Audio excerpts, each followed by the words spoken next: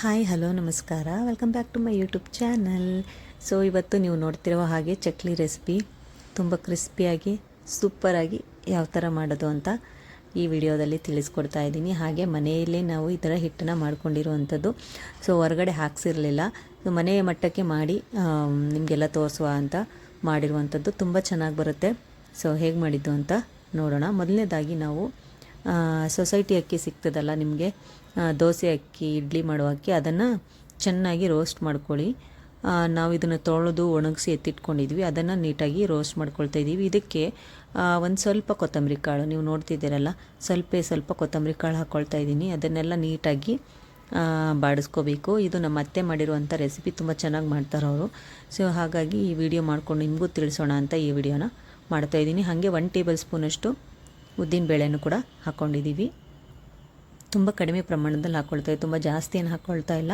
ಇದೆಲ್ಲದನ್ನು ನೀಟಾಗಿ medium to ಸ್ವಲ್ಪ high ಫ್ಲೇಮಲ್ಲಿ ನೀವು ಬಾಡಿಸ್ತಾ ಇದ್ದರೆ ಇಟ್ಕೊಂಡು ನೀವು ಮಾಡ್ಬೋದು. ತುಂಬ ಹೈ ಫ್ಲೇಮ್ ಇಟ್ಕೋಬೇಡಿ, ಮೀಡಿಯಮ್ ಫ್ಲೇಮಲ್ಲಿ ಮಾಡಿಕೊಂಡ್ರೆ ತುಂಬ ಚೆನ್ನಾಗಿರುತ್ತೆ. ಹಾಗೆ ಖಾರಕ್ಕೋಸ್ಕರ ಮೆಣಸಿಕಾಯಿನೂ ಹುರ್ಕೋಬೋದು, ಇದ್ರ ಜೊತೆಗೆ ಹುರ್ಕೋಬೋದು, ಹಾಗೆ ಸಪ್ರೇಟಾಗಿ ಕೂಡ ನೀವು ಹುರ್ಕೋಬೋದು. ಹಾಗೆ ಸ್ವಲ್ಪ ಜೀರಿಗೆ ಕೂಡ ಹಾಕ್ಕೊಂಡಿದ್ದೀವಿ.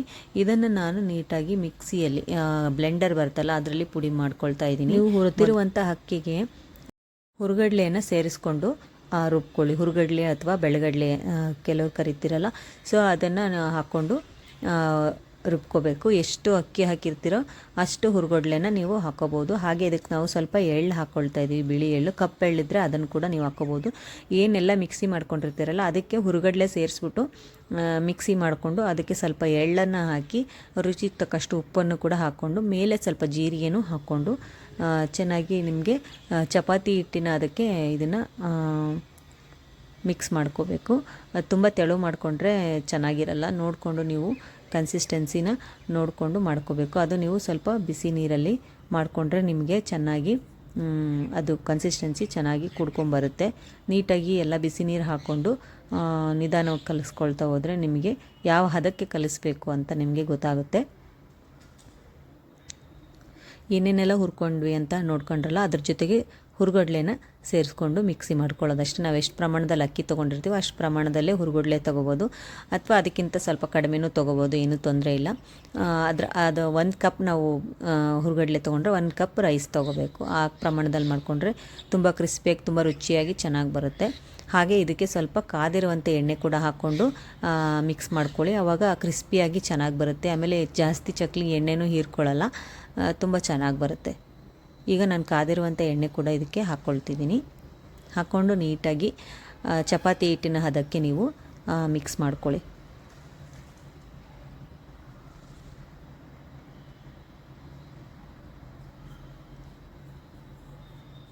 ಮನೆಯಲ್ಲೇ ನೀವು ಈಸಿಯಾಗಿ ಮಾಡ್ಕೋಬೋದು. ಈ ಮಿಕ್ಸ್ ಏನು ಮಾಡ್ಕೊಂಡಿರ್ತೀರಲ್ಲ, ನೀವೆಲ್ಲ ಅಕ್ಕಿ ಎಲ್ಲ ಹುರ್ಕೊಂಡು ಎಲ್ಲ ಮಿಕ್ಸ್ ಮಾಡ್ಕೊಂಡು ಅದಕ್ಕೆ ನೀವು ಹುರುಗಡ್ಲೆ ಮಿಕ್ಸ್ ಮಾಡಿಕೊಂಡು ಮಿಲ್ಲಿಗೆ ಹಾಕ್ಸ್ಕೊಂಬಂದು ಹಿಟ್ಟು ರೆಡಿ ಆಗುತ್ತೆ.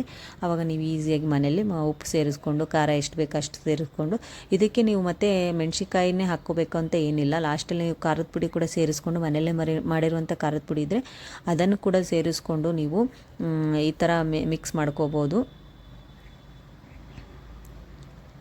ಸೊ ನಮ್ಮ ಅತ್ತೆ ಇಲ್ಲಿ ಸ್ವಲ್ಪನೇ ನೀರು ಹಾಕ್ಕೊಂಡು ನೀಟಾಗಿ ಮಿಕ್ಸ್ ಮಾಡಿಕೊಂಡು ಮಾಡ್ತಾಯಿದ್ದಾರೆ. ಯಾಕಂದರೆ ಜಾಸ್ತಿ ನೀರಾದರೆ ಅಳಕಾಗ್ಬಿಡುತ್ತೆ, ಮಾಡ್ಲಿಕ್ಕೆ ಚೆನ್ನಾಗಾಗಲ್ಲ ಅಂತ ಸ್ವಲ್ಪನೇ ನೀರು ಹಾಕ್ಕೊಂಡು ಕಲಿಸ್ಕೊಳ್ತಾ ಇದ್ದಾರೆ.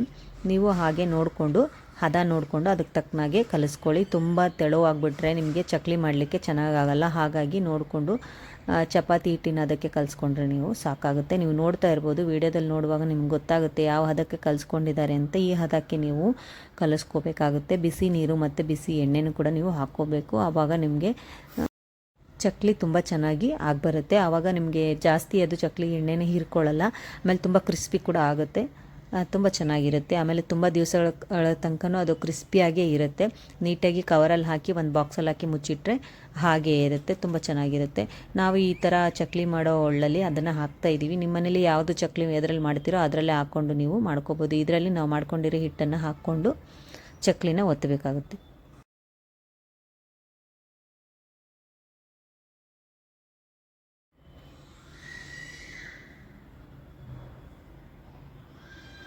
ಸೊ ಚಕ್ಲಿ ಒತ್ತಲಿಕ್ಕೆ ಯಾವುದು ಶೇಪ್ ಇರುತ್ತೋ ಪ್ಲೇಟ್ ಅದನ್ನು ನೋಡಿಕೊಂಡು ನೀವು ಅದನ್ನು ಫಿಕ್ಸ್ ಮಾಡ್ಕೊಳ್ಳಿ. ಫಿಕ್ಸ್ ಮಾಡಿಕೊಂಡು ಚಕ್ಲಿ ಮಾಡ್ಕೊಂಡು ಹೋಗಿ. ಈ ಥರ ನಾನು ಬಟರ್ ಪೇಪರ್ ಮೇಲೆ ಅದು ಯಾವುದಕ್ಕೆ ಅಂಟಬಾರ್ದು ಅನ್ನೋ ಉದ್ದೇಶಕ್ಕೆ ಈ ಥರ ಮಾಡ್ಕೊಳ್ತಾ ಇದ್ದೀನಿ. ನೀವು ಎಷ್ಟು ದೊಡ್ಡ ಚಕ್ಲಿ ಬೇಕೋ ಎಷ್ಟು ಚಿಕ್ಕದಾಗಿ ಬೇಕೋ ನೋಡಿಕೊಂಡು ನೀವು ಮಾಡ್ಕೋಬೋದು. ಸೊ ಈ ಥರ ನಿಮಗೆ ಬೇಕಾಗಿರೋ ಇದಕ್ಕೆ ರೊಟೇಟ್ ಮಾಡ್ಕೋಬೋದು. ಅಷ್ಟು ಚೆನ್ನಾಗಿ ಹಿಟ್ಟು ಬರುತ್ತೆ ಯಾಕಂದರೆ ನೀವು ಬಿಸಿ ನೀರು ಮತ್ತು ಎಣ್ಣೆ ಎರಡು ಹಾಕಿ ಒಳ್ಳೆ ಹದಕ್ಕೆ ಕಲಿಸ್ಕೊಂಡ್ರೆ ಈ ಥರ ಆಗುತ್ತೆ. ತಣ್ಣೀರಲ್ಲಿ ಕಲಿಸ್ಕೊಂಡ್ರೆ ಮಾತ್ರ ನಿಜವಾಗ್ಲೂ ಈ ಹದಕ್ಕೆ ಅದು ಬರಲ್ಲ, ಪುಡಿ ಪುಡಿ ಆಗೋಂಥ ಸಾಧ್ಯತೆ ತುಂಬ ಇರುತ್ತೆ. ಸೊ ಹಾಗಾಗಿ ನೋಡಿಕೊಂಡು ನೀವು ಬರೀ ಬಿಸಿ ಇದರಲ್ಲೇ ಮಾಡಿಕೊಂಡ್ರೆ ಚೆನ್ನಾಗಿರುತ್ತೆ. ಬಿಸಿ ನೀರಲ್ಲಿ ಬಿಸಿ ಎಣ್ಣೆನೇ ಹಾಕ್ಕೊಂಡು ಮಾಡಿಕೊಂಡ್ರೆ ಚೆನ್ನಾಗಿರುತ್ತೆ. ಈಗ ನಾನು ಕರಿತಾ ಇದ್ದೀನಿ, ನೋಡ್ತಾ ಇರ್ಬೋದು ನೀವು. ಎಣ್ಣೆಯಲ್ಲಿ ತುಂಬ ಚೆನ್ನಾಗಿ ಆಗಿ ಬಂದಿದೆ. ಒಂದು ಚಕ್ಲಿ ಕೂಡ ಒಡೆದೋಗಿಲ್ಲ, ಮುರಿದೋಗಲಿಲ್ಲ, ಅಷ್ಟು ಚೆನ್ನಾಗಿ ಬಂದಿದೆ. ಸೊ ಈಗ ಹಬ್ಬಗಳ ಸರಣಿನೇ ಬರ್ತಾ ಇದೆ. ನೀವು ಬೇಕಾದಾಗ ಯಾವಾಗ ಬೇಕೋ ಆವಾಗ ಹಿಟ್ಟು ಮಾಡಿಸಿಟ್ಕೊಂಡ್ರೆ ಯಾವಾಗ ಬೇಕಾದರೂ 6 ತಿಂಗಳವರೆಗೂ ಆ ಹಿಟ್ಟು ಕೆಡೋದೇ ಇಲ್ಲ. 6 ತಿಂಗಳವರೆಗೂ ನೀವು ಯಾವಾಗ ಬೇಕೋ ಆವಾಗ ಚಕ್ಲಿ, ಇದರಲ್ಲಿ ಇದೇ ಹಿಟ್ಟಲ್ಲಿ ಕೋಡ್ಬಳೆ ಮತ್ತು ನಿಪ್ಪಟ್ಟು ಕೂಡ ಮಾಡ್ಕೋಬೋದು. ಅದನ್ನು ಕೂಡ ಇನ್ನೊಂದು ವಿಡಿಯೋದಲ್ಲಿ ಮಾಡಿ ತೋರಿಸ್ತೀನಿ. ಸೊ ಈ ಥರ ಸೂಪರಾಗಿ ಒಳ್ಳೆ ಕಲರ್ ಕೂಡ ಬಂದಿದೆ. ನಾವು ಯಾವುದೇ ರೀತಿ ಕಲರ್ ಏನೂ ಹಾಕಿಲ್ಲ. ಚೆನ್ನಾಗಿ ಲೋ ಫ್ಲೇಮಲ್ಲಿ, ಸ್ಟಾರ್ಟಿಂಗ್ ಹೈ ಫ್ಲೇಮಲ್ಲಿ ಎಣ್ಣೆ ಕಾಯೋವರೆಗೂ ಬಿಟ್ಟು ಆಮೇಲೆ ಮೀಡಿಯಮ್ ಫ್ಲೇಮ್ ಇಟ್ಕೊಂಡು ಚೆನ್ನಾಗಿ ನೀವು ಎಲ್ಲದನ್ನು ರೋಸ್ಟ್ ಮಾಡ್ಕೊಳ್ಳಿ. ತೀರಾ ಲೋ ಫ್ಲೇಮ್ ಇಟ್ಕೊಂಡ್ರೆ ಅದು ಚೆನ್ನಾಗಿ ಬೇಗ ಇದಾಗಲ್ಲ. ಕ್ರಿಸ್ಪಿಯಾಗಿ ಚೆನ್ನಾಗಿ ಬೇಕು ಅಂದರೆ ಹೈ ಫ್ಲೇಮ್ ಇಟ್ಕೊಳ್ಳಿ ಸ್ಟಾರ್ಟಿಂಗಲ್ಲಿ. ಆಮೇಲೆ ಯಾವಾಗ ಎಲ್ಲ ಚಕ್ಲಿ ಹಾಕಿದ ತಕ್ಷಣ ಮೀಡಿಯಮ್ ಫ್ಲೇಮಿಗೆ ಟರ್ನ್ ಮಾಡಿಕೊಂಡು ಹದವಾಗಿ ನೀಟಾಗಿ ಬೇಯಿಸ್ಕೊಂಡ್ರೆ ಚೆನ್ನಾಗಿರುತ್ತೆ. ಈ ಥರ ಎಷ್ಟು ಬೇಕೋ ಅಷ್ಟು ನೀವು ಚಕ್ಲಿ ಮಾಡಿಕೊಂಡು ಚೆನ್ನಾಗಿ ಅದು ಒಂದು ಕಲರ್ ಚೇಂಜ್ ಆಗುತ್ತೆ, ನಿಮ್ಗೆ ಗೊತ್ತಾಗುತ್ತೆ ಬೆಂದಿದೆ ಅಂತ. ಅಲ್ಲಿವರೆಗೂ ನೀವು ಬೇಯಿಸ್ಕೊಂಡು ತಕ್ಕೊಂಡು ಆರಾಮಾಗಿ ಒಂದು 15 to 20 ಡೇಸ್ ಆರಾಮಾಗಿ ಒಂದು ಕವರಲ್ಲಿ ಹಾಕಿಟ್ರೆ ಮಂತಾದ್ರೂ ಕೆಡಲ್ಲ. ಮಂತಾದರೂ ಕೂಡ ಅದು ಏನು ಮೆತ್ತಗಾಗಲ್ಲ, ಚೆನ್ನಾಗಿರುತ್ತೆ. ಕವರಲ್ಲಿ ಹಾಕಿ ಒಂದು ಬಾಕ್ಸಲ್ಲಿ ಸ್ಟೋರ್ ಮಾಡಿ ಇಟ್ಕೊಳ್ಳಿ. ಹಾಗೆ ಚೆನ್ನಾಗಿ ಕ್ರಿಸ್ಪಿಯಾಗಿರುತ್ತೆ. ಈ ಚಳಿಗೂ ಅದಕ್ಕೂ ನಿಮಗೆ ಯಾವಾಗ ಬೇಕಾದರೂ ಆವಾಗ ಆರಾಮಾಗಿ ತಿನ್ಬೋದು. ನಿಮ್ಗೆ ಎಷ್ಟು ಬೇಕೋ ನೋಡಿಕೊಂಡು ಖಾರ ಉಪ್ಪು ಎಲ್ಲ ನಿಮ್ಮ ಹದಕ್ಕೆ ತಕ್ಕಾಗೆ ಹಾಕ್ಕೊಂಡು ನೀವು ಮಾಡ್ಕೋಬೋದು. ಖಾರದ ಪುಡಿ ನೀವು ಕಲಿಸುವಾಗ ಹಿಟ್ಟನ್ನು ಕಲಿಸ್ತೀರಲ್ಲ, ಆ ಟೈಮಲ್ಲಿ ಕೂಡ ನೀವು ಖಾರದ ಪುಡಿ ಹಾಕ್ಕೊಂಡು ಎಷ್ಟು ಖಾರ ಬೇಕೋ ಅಷ್ಟು ಖಾರನ ಆ ಟೈಮಲ್ಲಿ ಕೂಡ ನೀವು ಹಾಕ್ಕೊಂಡು ಮಾಡ್ಕೋಬೋದು. ನೀವು ಮೆಣ್ಸಿಕಾಯಿನೇ ಹುರ್ಕೊಂಡು ಮಿಲ್ಲಿಗೆ ಹಾಕ್ಸ್ಬೇಕು ಅನ್ನೋ ಅವಶ್ಯಕತೆ ಇಲ್ಲ. ಆ ಥರ ಹಾಕೋಕ್ಕಾಗಲ್ಲ ಅಂದರೆ ನೀವು ಖಾರದ ಪುಡಿ ಡೈರೆಕ್ಟಾಗಿ ಹಾಕ್ಕೊಳ್ಳಿ. ಬರೀ ಅಕ್ಕಿ ಮತ್ತು ಕಡಲೆ ಮಾತ್ರ ನೀವು ಮಿಲ್ಲಿಗೆ ಹಾಕ್ಸ್ಕೊಳ್ಳಿ. ಹಾಗೆ ಸ್ವಲ್ಪ ಅದರಲ್ಲಿ ನಿಮಗೆ ವಿಡಿಯೋದಲ್ಲಿ ತೋರಿಸಿರೋ ಹಾಗೆ ಜೀರಿಗೆ ಮತ್ತು ಉದ್ದಿನಬೇಳೆ ಹಾಗೆ ಮತ್ತು ಕೊತ್ತಂಬರಿ ಕಾಳು ಹಾಕ್ಕೊಂಡಿದ್ದೀವಿ ಹುರಿಲಿಕ್ಕೆ. ಒಂದೊಂದು ಸ್ಪೂನ್ ಅಷ್ಟೇ, ಜಾಸ್ತಿ ಹಾಕ್ಕೊಂಡಿಲ್ಲ. ನೀವು ನೋಡಿರೋ ಹಾಗೆ ಅಷ್ಟನ್ನು ಮಾತ್ರ ಹಾಕ್ಕೊಳ್ಳಿ. ನಾವು ಇಲ್ಲಿ ಅಪ್ರಾಕ್ಸಿಮೇಟ್ 1 ಸೇರಷ್ಟು ನಾವು ಅಕ್ಕಿ ಅಷ್ಟೇ ಬಳಸಿರೋ ಅಂಥದ್ದು. ನೀವು ಜಾಸ್ತಿ ಪ್ರಮಾಣ ಅದಕ್ಕೆ ಅನುಗುಣವಾಗಿ ಎಷ್ಟು ನೀವು ಉದ್ದಿನಬೇಳೆ, ಕೊತ್ತಂಬರಿ ಕಾಳು ಮತ್ತು ಜೀರಿಗೆ ಹಾಕಬೇಕು ನೋಡಿಕೊಂಡು ಅಷ್ಟು ನೀವು ಬಳಸಿ ಸಾಕು. ನಾವು ಒಂದು ಸೇರಿಗೆ ಅಷ್ಟೇ 1 ಟೇಬಲ್ ಸ್ಪೂನ್ ಅಷ್ಟು ಬಳಸಿದ್ದೀವಿ ಅಷ್ಟೇ, ಜಾಸ್ತಿ ಹಾಕ್ಕೊಂಡಿಲ್ಲ. ಸೊ ನೋಡ್ತಾ ಇರ್ಬೋದು ನೀವು ಎಷ್ಟು ಸೂಪರಾಗಿ ಚಕ್ಲಿ ರೆಡಿಯಾಗಿದೆ ಅಂತ. ಇದೇ ಹಿಟ್ಟಲ್ಲೇ ನೀವು ಕೋಡ್ಬಳೆ ಕೂಡ ಮಾಡ್ಕೋಬೋದು, ಚೆನ್ನಾಗಿರುತ್ತೆ. ನಿಪ್ಪಟ್ಟು ಕೂಡ ಮಾಡ್ಕೋಬೋದು. ಅದಕ್ಕೆ ನೀವು ಕಡಲೆ ಬೀಜ ಸೇರಿಸ್ಕೊಂಡ್ರೆ ಇನ್ನೂ ರುಚಿಯಾಗಿರುತ್ತೆ. ಕಡಲೆಕಾಳನ್ನ ಹುರ್ಕೊಂಡು ಮತ್ತು ಕಡಲೆಬೇಳೆನೂ ಎರಡನ್ನೂ ಹುರ್ಕೊಂಡು ಸ್ವಲ್ಪ ಪುಡಿ ಮಾಡಿ ಅದನ್ನು ಸೇರಿಸ್ಕೊಂಡು ನಿಪ್ಪಟ್ಟು ಥರ ತಟ್ಟಿ ಮಾಡಿಕೊಂಡ್ರೆ ಇದೇ ಹಿಟ್ಟಲ್ಲೇ ನಿಪ್ಪಟ್ಟು ಕೂಡ ನೀವು ಮಾಡ್ಕೋಬೋದು. ಹಾಗೆ ಇನ್ನೊಂದು ವೆರೈಟಿ ಟ್ರೈ ಮಾಡೋಣ ಅಂತ ನಾನಿಲ್ಲಿ ಸ್ವಲ್ಪ ತೆಳುವಾಗಿರೋ ಪ್ಲೇಟ್ ತೊಗೊಂಡು ಅದರಲ್ಲಿ ನಾವು ಸೇವ್ನ ಯಾವ ಥರ ಮಾಡ್ತೀವೋ ಆ ರೀತಿಲಿ ಮಾಡ್ಕೊಳ್ತಾ ಇದ್ದೀನಿ. ಈ ಥರ ದೊಡ್ಡ ಚಕ್ಲಿ ಕೂಡ ನೀವು ಈ ಥರ ಮೋಲ್ಡಲ್ಲಿ ಮಾಡ್ಕೋಬೋದು. ಅಥವಾ ಸೇವ್ ಬರುತ್ತಲ್ಲ ಮಿಕ್ಸ್ಚರ್, ಆ ಥರ ಕೂಡ ನೀವು ಇದರಲ್ಲಿ ಮಾಡ್ಕೋಬೋದು. ನಿಮ್ಗೆ ಯಾವ ಥರ ಬೇಕೋ ಆ ಥರ ಮಾಡ್ಕೋಬೋದು ನೀವು.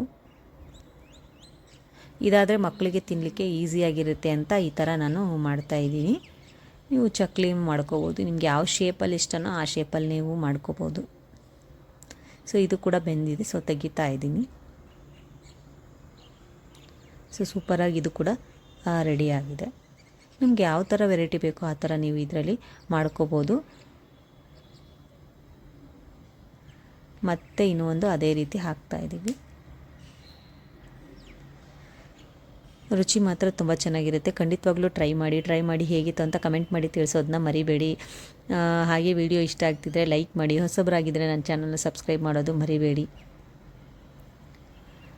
ಇದಾಗಿತ್ತು ಇವತ್ತಿನ ವಿಡಿಯೋ. ನಿಮಗೆಲ್ಲ ಇಷ್ಟ ಆಗಿದೆ ಅಂತ ಭಾವಿಸ್ತೀನಿ. ಇಷ್ಟ ಆಗಿದ್ದರೆ ಸಬ್ಸ್ಕ್ರೈಬ್ ಮಾಡ್ಕೊಳ್ಳಿ. ಹಾಗೆ ಥ್ಯಾಂಕ್ಸ್ ಫಾರ್ ವಾಚಿಂಗ್. ಸಿಗ್ತೀನಿ ನಾನು ಇನ್ನೊಂದು ವಿಡಿಯೋದಲ್ಲಿ. ಅಲ್ಲಿವರೆಗೂ ಬಾಯ್.